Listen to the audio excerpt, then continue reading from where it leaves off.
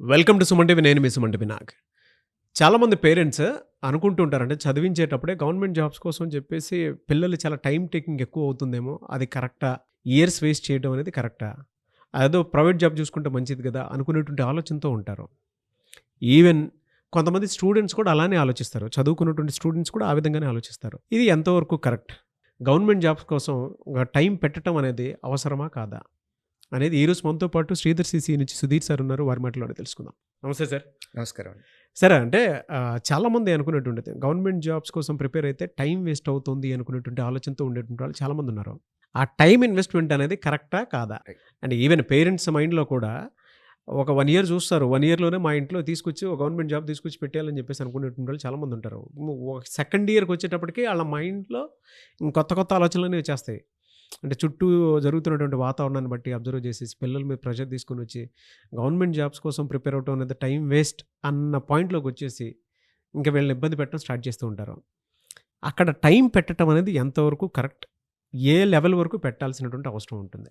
మీకు ఫస్ట్ ఒక హాఫ్ మినిట్లో ప్రైవేట్ సెక్టర్ గురించి చెప్పి ఆ తర్వాత పబ్లిక్ వెళ్తానండి. షూర్ అండి. ప్రైవేట్ సెక్టర్లో ఇవాళ ఎగ్జామ్ పెడతారు, మధ్యాహ్నానికి పేపర్ కరెక్షన్ అయిపోయి మీరు క్లియర్ చేశారో లేదో చెప్తారు.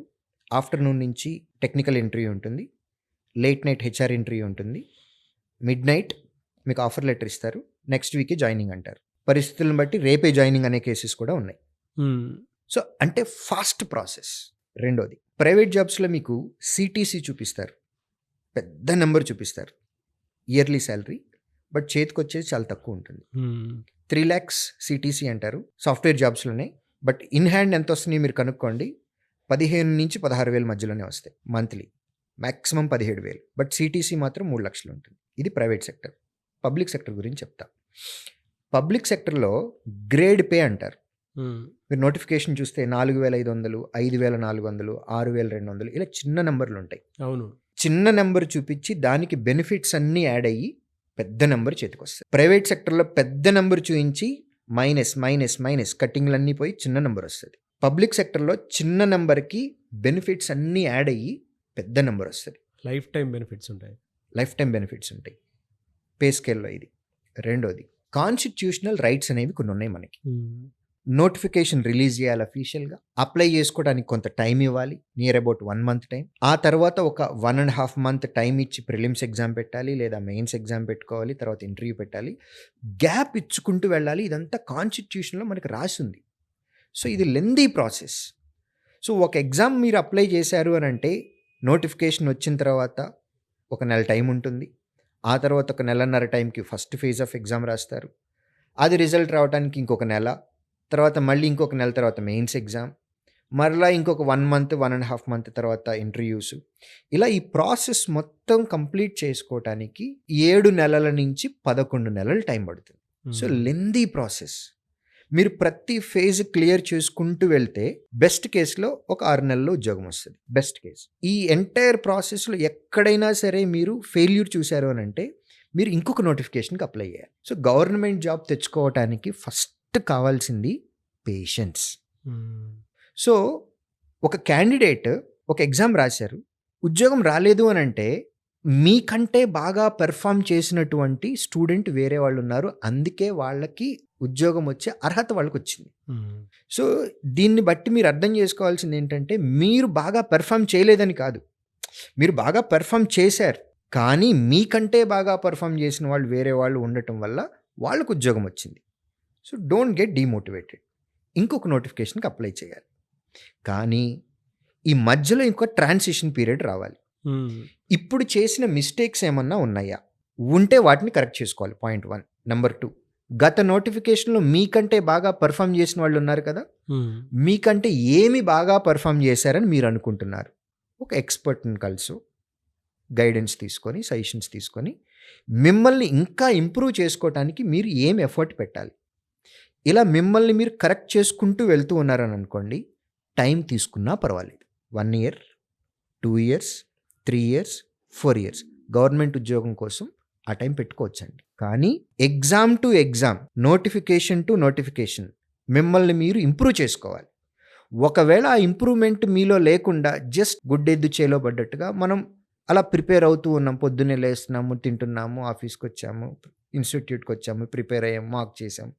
So end of the day మనకి ఏ ఇంప్రూవ్మెంట్ లేకుండా అలా అని ప్రిపేర్ అవుతున్నాము అని అంటే remember you are wasting your valuable time and you are wasting your parents money, not your money.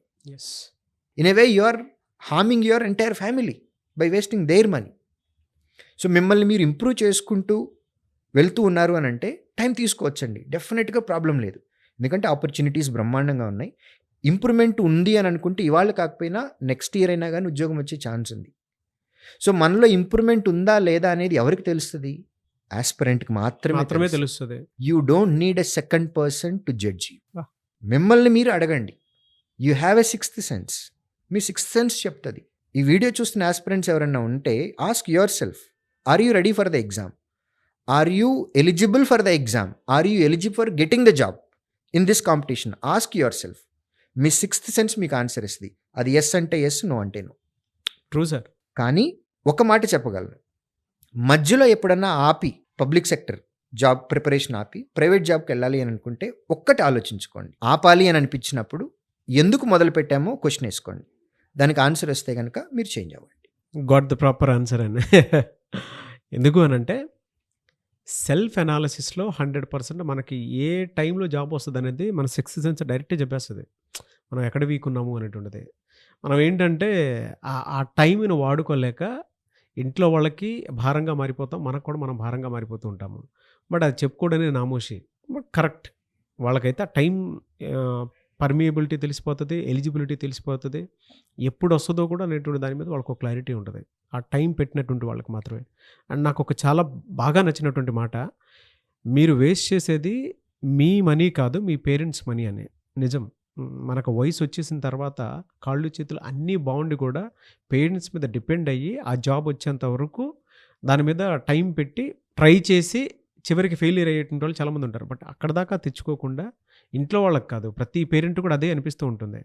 ఒక 1 year 2 year దాటిందనంటే పేషెన్స్ ఉండటం చాలా కష్టం. ఎందుకంటే చేతికి వచ్చినటువంటి కొడుకులు ప్రిపేర్ అవుతున్నారు అంటే ఆడపిల్ల అయినా సరే ప్రిపేర్ అవుతున్నారు, వాళ్ళకు ఉండేటువంటి ప్రెషర్స్ కూడా వాళ్ళకు ఉంటాయి. బట్ ఆ టైంని కనుక పర్ఫెక్ట్గా వాడుకుంటే ఖచ్చితంగా సక్సెస్ అవుతారు. బట్ ఆ సిక్స్త్ సెన్స్ మాత్రం చెప్తుంది ఎప్పుడు జాబ్ వస్తుంది అనేది మాత్రం. వెరీ డీటెయిలింగ్ పాయింట్ అండి. Thank you sir, thank you so much అండి. Thank you.